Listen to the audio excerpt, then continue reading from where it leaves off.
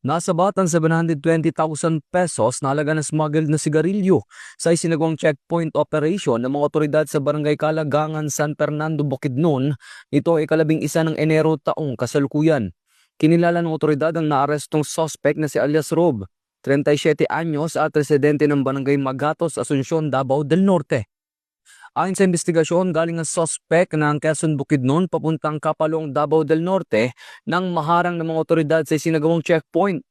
Nakumpiska sa suspect ang 18 master cases ng Red Port na sigarilyo na walang kaukulang government health warrant stickers at legal na dokumento na may tinatayang halaga na 720,000 pesos kasamang isang unit na commuter van.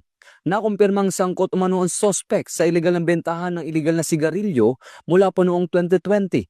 Naging matagumpay ang operasyon sa pangunguna ng Regional Mobile Force Battalion 10, Bukidnon Provincial Intelligence Unit at San Fernando Municipal Police Station.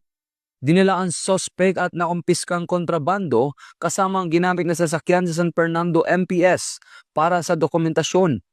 Ang nasabat na sigarilyo ay isa sa ilalim sa wastong disposisyon ng Bureau of Customs.